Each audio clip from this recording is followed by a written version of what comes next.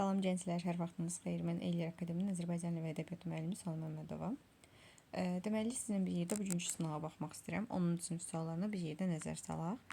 Həm də yoxlamış olarsınız. Azərbaycan dilini aşağı inirik. Deməli, birinci sualımızda. Birinci sualda fərqləndirilmiş eşitçilər əsasında sual içərisinin yerinə uyğun gələn fikri soruşur bizdən. Şagirdiniz və şagirdsiniz. Şagirdinizdəki iniz mənsubiyyətdir. Hətta burada qeyd eləyək. Şagirdsinizdəki siniz isə şəxs xəbərlikdir. Qısaca şəxs və xəbərlik yazırıq. Bunu biraz incəldik bu arada. Deməli, indi bizdən ortaq fikir soruşur. Hər ikisinə yaza biləcəyimiz bir şey. İsmin bütün hallarında olan sözlərlə işlənə bilir. Biz bilirik ki, şəxs xəbərlik şəkilçisi təsirli halda olan sözün işlənə bilməz. Ona görə ortaq getmir. Əşyanın hansı şəxsə aid olduğunu bildirir. Bu mənsubiyyətdir. Ancaq mənsubiyyətə gedir, ortaq getmir. Tələffüz zamanı fərqlənmir. Şəxs xəbərlikdə fərqlənir. Axı şagird siz olur. Ona görə bu da ortaq deyil. İsmi aid qrammatik şəkilçilərdir. Bəli, hər ikisi ismi aid qrammatikdir. Sözün formasını dəyişir. O demək ki, qrammatik şəkilçilərdir. Bəli, hər ikisi qrammatik şəkilçidir. Sözün məzmunu dəyişir. Yox. Bu leksik şəkilçi ola bilərdi. Ona görə də yanlışdır və cavab olur 4, 5, yəni C variantı. Əgər birinci sualda, birinci dediyimiz 27-ci sual, 27-ci sualda C variantı yazmışsınızsa, cavabınız doğrudur. Sonra 28. Cümlələrin birində həm düzəltmə isim, həm də düzəltmə sifət işlənmişdir. İkisində düzəltməsini axtarırıq. Uzunluq ölçüsü kimi addım, qarış, dirsək, ayaq və s.dən istifadə edilmişlər. Burada ümumiyyətlə sifət yoxdur. Sürünü nəzərləri ilə izləyən şəhərli ovçu ona cavab vermədi. Şəhərli və ovçu, şəhərli sözsüz çaşdıra bilər. Hansı ovçu, şəhərli ovçu, ancaq şəhərli sözü, məktəbli, şəhərli, kəndli, bunlar isimdir. Sadəcə burada sifətləşib. Bir sözlə bu da isimdir, bu da isimdir. Ona görə də bizə lazım deyil, yəni sifət yoxdur burada. Yorulmuş işçilər sə ilə çalışırdılar. Yorulmuş feili sifətdə çaşmırıq. Sə ilə hərəkətə aid olduğu üçün zərfdə çaşmırıq. Burada ümumiyyətlə sifət yoxdur. Onların qəhrəmanlıqları, qəhrəmanlıq isim düzəldən şəkilçidir. İsimdir bu. Gəncdəki sadə sifətdir. İgidlik, düzəltmə isimdir. Biz burada düzəltmə sifət tapmadıq. Ona görə də bu da deyil. Hər bir qərarın arxasında sağlam düşüncə dayanmalıdır. Bəli, sağ, sağlam düzəltmə sifətdir. Düşünməkdən düşüncə, düzəltmə isimdir və ona görə də bu sualımızın cavabıdır. Həm düzəltmə isim, həm də düzəltmə sifət tapdıq və 28-də cavab olur Y variantı. Daha sonra 29-da uyğunluğu müəyyən edin. Doğru və yanlış. Tibbi dünənki sözləri azaltma və çoxaltma dərəcəsində işlətmək olmaz. Bəli, ən tibbi, ən dünənki falan demək olmaz.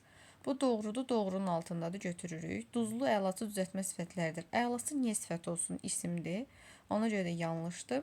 Doğrunun altında verib deyə səhvdir. Daha sonra yanlışın altında çağdaş və yoldaş eyni qrammatik mənaya malik sözlərdir. Qrammatik mənanın nitq hissəsi deməkdir. Çağdaş sifətdir, müasir deməkdir. Hətta yazaq. Müasir necə və sifətdir.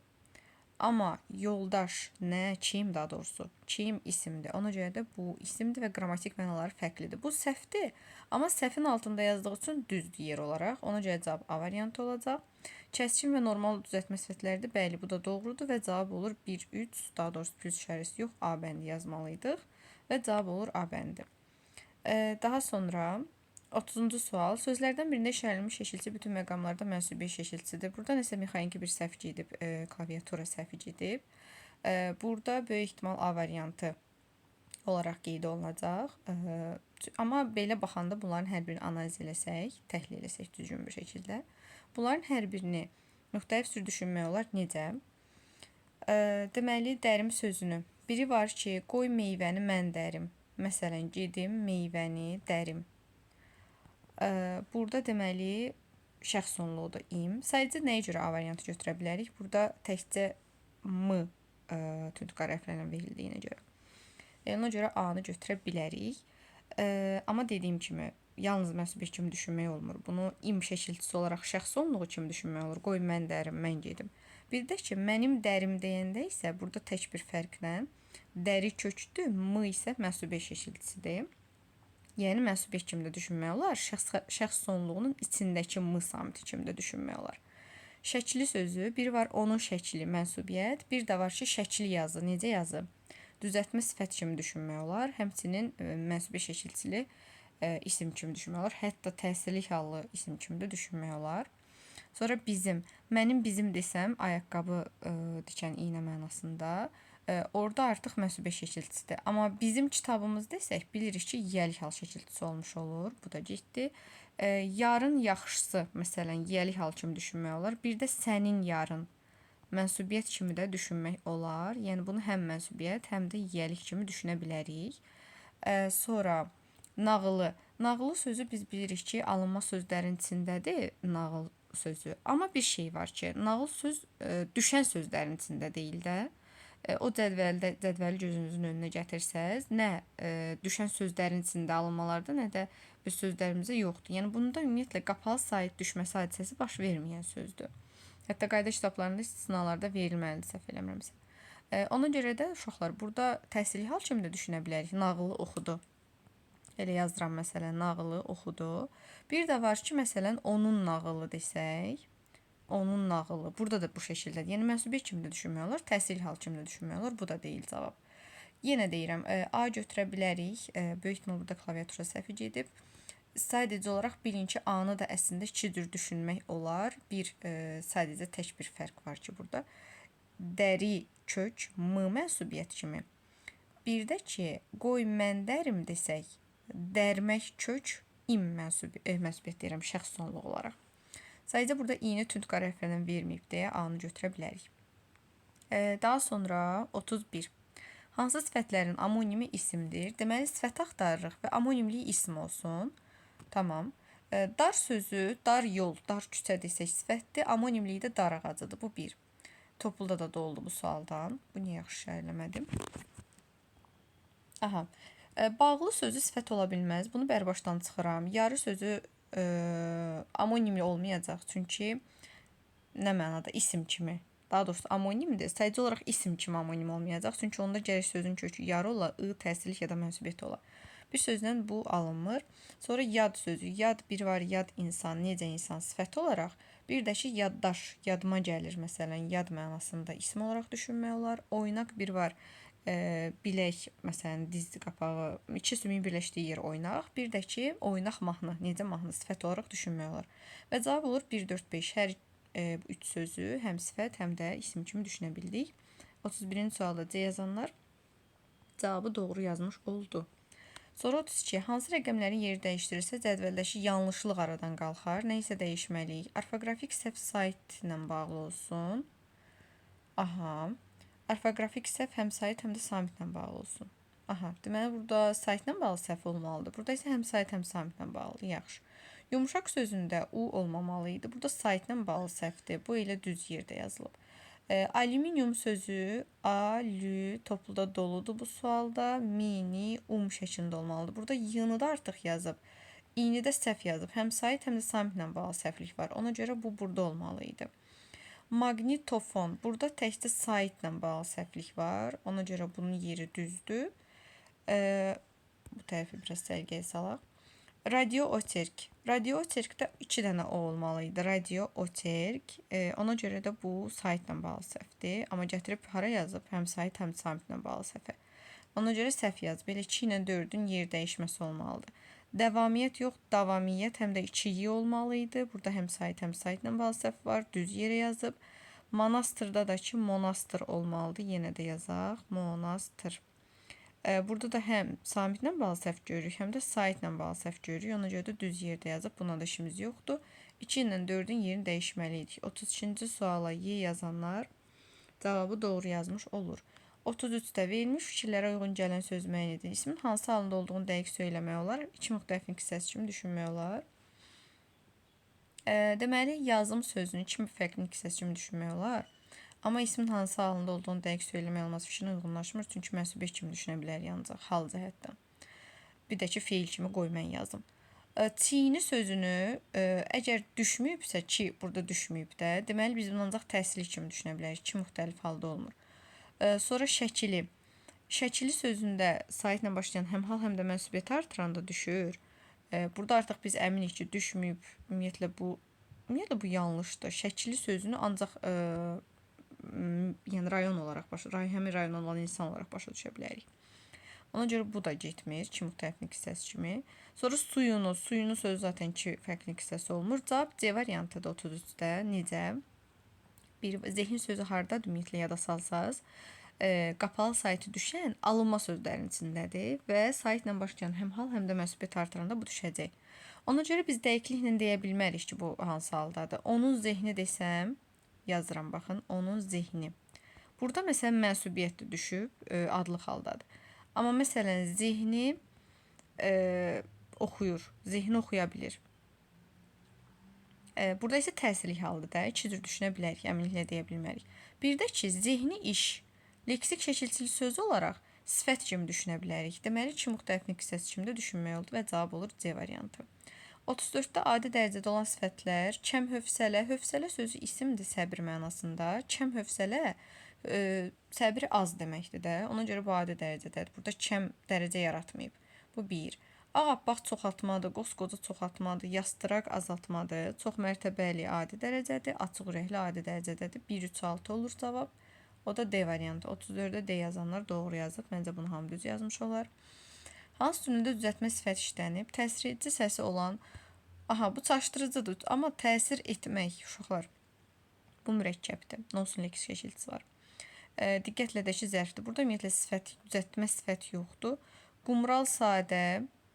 Burada viranə sözü var. Viranə sözü sizi çaşdırmış ola bilər bəzilərinizi. Viranə düzəltmədir. Viran, viranə. Amma burada sifət vəzifəsində deyil. Bir dənə baxın. Deyir ki, olur könlüm evi viranə dilbər. Burada inversiya var da. Bunu normal cümlə halına çevirsək necə olacaq? Könlümün evi viranə olur. Deməli, viranə olur. Burada biz bunu parçalaya bilmərik. Necə ki, kömək etmək, həkim olmaq, viranə olmaq. Bunlar bir yerdə mürəkkəb feildir. Ona görə də burada düzəltmə sifət yoxdur. Amma əgər viranə ev desəydi təhlikdə, biz bunu düzəltmə sifət olaraq götürəcəkdik. Sonra sərgiyə salaq. Sonra siz mənim biraz sərt sadə, ərköyün sadə sifət, dəlisov sadə sifət, çünki dərəcə şəkilçilər leksik deyil. Qaraşın oğlan sadə sifət, başqa da sifət yoxdur. Cavab Y variantıdır. Artmaqdan artıq xəttimiz şoka düşdü. Bircə dəqiqə. Artmaqdan artıq olduğu üçün düzəltmədə necə tamah baş yarar? Artıq tamah baş yarar və ona görə də 35-ci sualda cavab olur Y variantı. 36-da deyiliş yazılış arasında fərqli məqamlar sayına əsasən məntiq ardıcıllıq. Yazaq. Deməli, sər, bəs, dik. Görək neçə fərq var. T düşdü 1 fərq, L-dıya keçdi 2 fərq, axırda xışdırx oldu 3 fərq. Qabağına yazaq, çaşmayaq deyə 3 fərq. Sonra üstünlük. Bir dən yazaq. Yazmasaq özümüzdə çaşarıq. Üstünlük. İndi sayıq görək neçə fərq var. 1, 2 və 3. Burada da 3 fərq var. Elə böyük ehtimal 3 olacaq. Hüquq, bunun üstündə yazıram. Şünaslıq şəklində təfsir olunur. Burada da 3 fərq. Deməli, bizə nə lazımdır? 3 fərq. Qərarlaşmaq 2 fərq. Niyyət, dəmmiş 2 fərq. Hündürlük 2 fərq. Şirnik, ləndirmək 2 fərq. Həmsədrilik sözündə 3 fərq var, amma cavab ona görə olur D variantı. Yazaq ayrıca. Həm, sədir, i gəlir və rik olur. Deməli, 1, 2, 3 fərq və cavabda 3 fərq lazım idi. Ona görə də D variantı yazanlar doğru yazmış olur. İndi keçək mətnə. Birinci bədii mətnə baxırıq. Elə birinci bədii mətnə zaten niyə dedim bunu bilmirəm. Deməli, suallara baxaq. Mətni oxudum kayıtdan əvvəl, yeniçsiz oxumusunuz. Mətnə əsasən hansı sualın cavabını tapmaq mümkündür? Buzov harada itmişdi? Buzovun harada itdiyi haqqında heç bir məlumat yoxdur. Sadəcə itmiş buzovdan söhbət gedir. Kənd ərazisində itib, amma dəqiq yerini bilmirik. Sonra qartal balası anasından niyə ayrı düşmüşdü? Bunu da bilmirik, belə bir şey yoxdur. Kəndin dostu hansı işlə məşğul idi? Bunu da bilmirik. Kəndli hansı kənddə yaşayırdı? Kəndin adı yoxdur, bilmirik. Dostu quşun qartal olduğunu necə sübut etdi? Bunu axırda görə bilirik də. Çünki axırda qartalı uçura bilir. Qartal günəşə sarı uçur və sübut eləmiş olur ki, bu qartalıdır, belə deyil.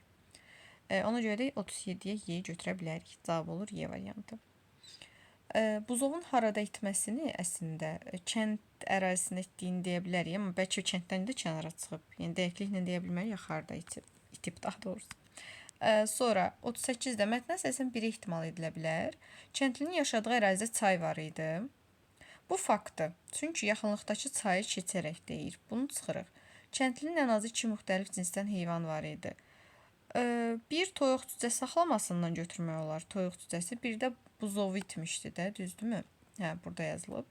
Ona görə də bu da düzdür. Ən azı 2 cür heyvan saxladığını bilmək olar. Qartal balası yumurtadan 2 gün idi ki, çıxmışdı. Bu gün söhbəti burada var idi.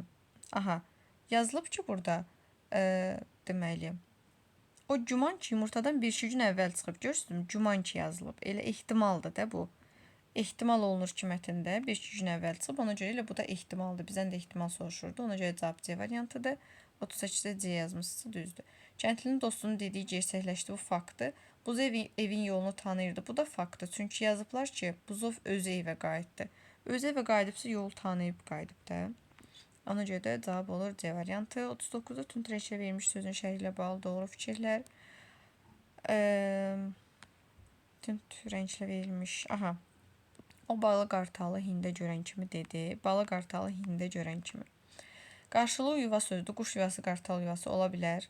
Ev quşların saxlandığı kiçik tikili mənasındadır. Düzdür. Həyətdə xeyli toyuq cücə var cümləsində bu sözün qarşılığı, yəni sinonim işlədilib. Həyətlə hini qarşılıq deyil, səhvdir. Soyuqda toyuqlar pəyədən çıxmırlar cümləsinin altına xətt çəkilmiş söz mətnində həmin sözün yerində işlənə bilər. Yox, pəyə heyvan mal-qaranın saxlanıldığı yerdir, toyuqların yox, səhvdir. Hindən qoyun quzu səsi gəlir cümləsində bu söz düzgün yerində işlədilməmişdir. Bəli, qoyun quzu hində olmur. Hind toyuqların yuvasıdır. Ona görə də səhvdir. Daha doğrusu səhv deyil. Bizdə yazıb ki, düzgün yerində işlədilməmişdir. Düz deyil, düzgün işlədilməmişdir. Yəni cümlədə səhv işlənilib. Ona görə də 1-2-5 cavab Y variantı olur. Ona görə də 39-da cavabı Y işarə edə bilərik. Daha sonra 40-cı sualda mətndə üzərində rəqəm yazılmış sözlərə bağlı doğru bəndi müəyyənləşdirin deyir. Üzərində rəqəm yazılmış sözlərə baxsaq, bundan sonra dərsim var deyə uşaqlar ona görə həm sizə cəld bir şəkildə cavablar çatdırmağa çalışıram. Həm də bir dəqiqə nəyə axtarırdıq? Hə, üzərində rəqəm yazılmış sözlərin məcazi həqiqi olmasını baxaq. Deməli, kəndli itmiş buzovunu axtarmaq üçün yola düşdü. İtmiş buzov həqiqətən itibdə, həqiqi mənadadır. Qartal balasının əlinə götürür, həqiqi mənadadır. Quşcuğası ailəsinə göstərir, həqiqi mənadadır. 1, 2, 3 yadımızdan çıxmasın, həqiqi. Sonra 4-5 hanı? Qayd olunur mu bu arada? Aha, qayd olunur, bəli. Deməli, 4-5 niyə gözümə görünmür? Hə, dünyamıza həyat verməsini, həyat vermək əlbəttə ki, burada məcazidir. Bir də yoxa çıxmaq, yoxa dırmaşıb çıxmır əlbəttə ki, bu da məcazi. 4-5 məcazidir, 1-2-3 həqiqi. Hansı variantımız olur? Hansı variantımız olur? Y variantı olur.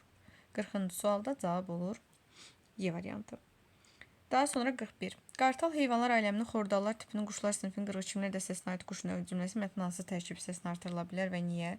Heç bir tərkib hissəsini artırıla bilməz. Çünki mətn bədii üslubdadır, hekayə sanki oxuduq. Bu cümlə isə biologiyaya aiddir, zoologiya bölməsinə, yəni zoologiyaya aiddir, elmi üsluba aiddir bir sözlə. Ona görə də nə yaza bilərik? Deməli, heç bir hissə, bir A-da var, bir də Y-də. A-da yazıb ki, qartalla bağlı yetər qədər məlumat verib. Yox, açıqlaması bu deyil. Heç bir hissəyə, çünki üslubu cəhətdən mətnə uyğun deyil. Bəli. Çünki ağzımızda da dedik, bu elmi üslubdadır, mətnə üslubu cəhətdən uyğun deyil. 41-də Y yazmışsınızsa doğrudur. 42-də kəndlinin dostunun kəndliyə nisbətən daha zəngin həyat təcrübəsinə malik olduğunu göstərən fakt. Yəni, daha belə təcrübəli olduğunu hardan görə bilərik? Fakt nümunəsi olaraq yaza bilərik. Yaza bilərik buradan. Bu qartal olduğunu əminliklə deyirdi. Deyirdi, mən sübut edəcəm. Bu günəşin qarşısına çıxarmağa və s. Aha, baxın, buradan yaza bilərik. Deməli, o quşu ehtiyatla yerə qoyur. Bu yox, daha doğrusu buradan sonraki. Quşun üzünü şərqə doğru çevirir. Qartal balası günəşin çıxmasına diqqətlə baxmalı idi. Baxın, bunlar faktdır. Dostu ona günəşin çıxmasını, ətrafa işıq saçmasını, dünyamıza həyat verməsini anladırdı. Günəşə bax qartal, o qalxanda sən də onun arxasınca üç. Sən yerə deyil, göyə məxsussan. Bax, bu cümlələrdən köçürmüsünüzsə uşaqlar. Bax, bu işarə elədiyim yerdən. Cavabınız doğru olmuş olacaq. Hətta belə də işarə eləyək. Yəni bu daha təcrübəli idi ki, bilirdi ki də qartal hara məxsusdur və necə olur və necə uçur və s. Və axırda həqiqətən də onun dediyi kimi olur. Quş qanadlarını günəşə tərəf açır və onun sisini hiss edir və axırda da yüksəkliyə qalxır. Bu məzmunda yazmısınızsa cavabınız doğru götürüləcək. Daha sonra mətndə məzmun xətasına yol vermiş cümləni müəyyənləşdirin və düzgün formada yazın. Bunu əslində bəlkə də bir çoxlarınız hiss eləmədiniz, amma burada uşaqlar bir şey var, elə ilk oxuyanda hiss olunurdu. Yəni mən mətn oxuyanda hiss elədim. Burada yazıb toyuq quşların şahıdır, amma biz onu qartal kimi böyüdəcəyik. Sizcə də bu cümlədə bir səhvlik yoxdurmu? Toyuq quşların şahı yox, biz həmişə nə eşidirik? Qartal. Düzgün versiyası belə olmalıdır. Birinci bu cümləni köçürməliydiniz ora və yazmalıydınız ki, qartal quşların şahıdır, amma biz onu toyuq kimi böyüdəcəyik. Bax, bu iki sözün yeri dəyişməli idi uşaqlar. Qartal quşların şahıdır, amma biz onu toyuq kimi böyüdəcəyik. Əgər bunu yazmısınızsa, cavabınız doğru olmuş olacaq. Sonra altına xətt çəkilmiş cümləni mətn üslubuna uyğun şəkildə zənginləşdirərək yazın. Altına xətt çəkilmiş cümlə. Kəndli çox sevindi. Mətn bədii üslubdadır. Biz bunu eləməliyik ki, məcazilərlə də olsun, yəni bədii üsluba uyğun olsun. Yaza bilərik ki, kəndlinin çiçəyi çırtladı. Kəndli sevincindən havalara uçdu. Kəndli sevincindən göylərə uçdu. Şifahi şəkildə dedim uşaqlar. Yazmağa dediyim kimi vaxt çatmayacaq dərslə bağlı. Onsuz da yerimiz də azdır. Əsas odur sizə fikrimi çatdırdım. Yəni bunu yazmışsa doğrudur. Məcazi mənada nəsə yazmışsınızsa. Bir daha deyirəm. Kəndli bunu görəndə çiçəyi çırtladı. Daha doğrusu kəndli bunu görəndə yox idi. Elə kəndli cümlə yadımdan çıxdı. Bir dəqiqə. Kəndli çox sevindi. Kəndlinin çiçəyi çırtladı. Bu 1.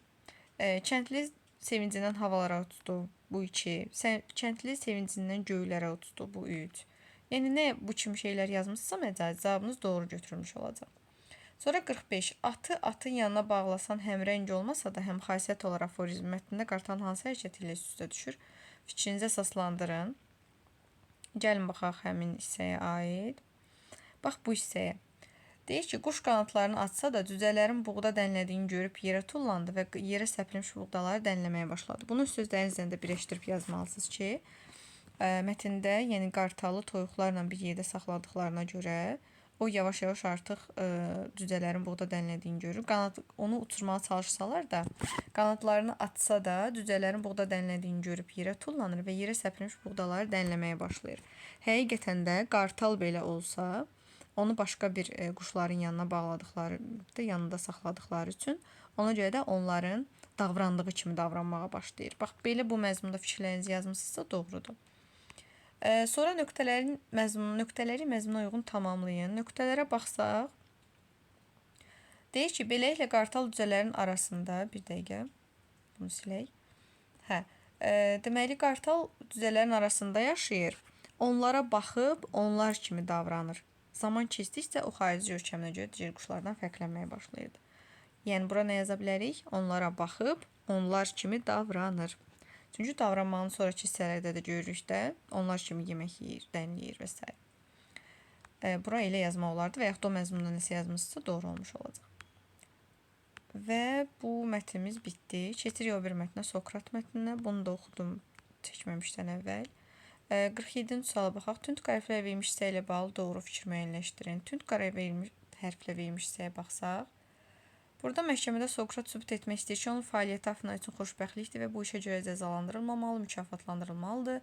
Deyirdi ki, əgər məhkəmə onu azad etsə, o məhkəmədən əvvəl nə ilə məşğul olmuşsa, onunla da məşğul olacaq. Çünki hər gün layiqətlə yaşamaq üçün həyat sınağından keçmək lazımdır. Məhkəmədə rişxəndlə son sözlərini yekunlaşdırır ki, əgər hakim vəzifədə işləsəydi, özünə cərimə kəsərdi. Pul onun üçün heç nədir, amma kasıb odur ki, özündən yalnız birinci gümüş cərimə kəsir. Bununla da hakimlər o dərəcə qızıqlandırır ki, hakimlər onu günahlandırılan tərəfə keçirlər. Deməli, məlumatlandıq. İndi baxaq. Sokratın nitqinə əsasən müəyyən etmək olar ki, müəyyən qədər peşmanlıq keçirir. Xeyr, peşmanlığını görmürük, çünki tam tərsi deyir ki, əvvəl azad eləsələr belə, əvvəl nə işlə məşğul olubsa, yenə də ondan da məşğul olacaq. Sokrat özünü Afinaya layiq görmürdü. Xeyr, tam tərsi. Burada yazıb ki, onun fəaliyyəti Afina üçün xoşbəxtlikdir. Mükafatlandırılmalıdır. Sokrata görə düzgün yaşamaq asan başa gələn bir iş olmalı idi. Xeyr, burada yazmışdı ki, layiqətlə yaşamaq üçün həyat sınağından keçməlisən. Məhkəmənin əvvəlindən bəri hakimlərin Sokrata edam cəzası keçmək istədikləri hiss olunurdu. Belə bir şey yoxdur. Orada elə bil onun davranışı vəziyyəti pisləşdirir. Ona görə də bu hissəyə də uyğun deyil. Sokratın nitqindən müəyyən olur ki, o özünə hansı cəzanı kəsərdi? Bəli, cavab Y variantıdır da. Burada görürük ki, o özünə deyir pul cəzası kəsərdi bu hissədə. 47-ci sualı cavab Y olur. 48-də mətnin nəticə hissəsinə əsasən demək olar. Nəticədə yazıb ki, 70 yaşlı Sokrata ən ağır cəza təyin olur. O bu cəzanın icrasını gözləmir, içi su baldırğan zəhəri ilə dolu qədəyi başına çəkir. Edam cəzasının müəyyən yaş məhdudiyyətinə əsaslanması. Da yox, 70 yaşlı adama da cəza veriblərsə, daha nə yaş məhdudiyyəti var ki? Sokrata böyük məbləğdə pul cəzasına verildi. Ax yazıb ən ağır cəza təyin olur, bu da yox. Dostlarının Sokratın tərəfində olmadığını, bu ümumiyyətlə yanlışdır. Orada elə bir şey yazılmayıb. Bir dənə dostlarla bağlı yazmışdır. Dostlar əmin idilər ki, hər şey cərimə ilə və yaxud da yüngül cəza ilə həll olacaq. Sokrata edam cəzasını verildiyini, bəli, cavab D variantıdır. Yəqin ki, yox, yəni ən ağır cəza edam cəzasıdır da.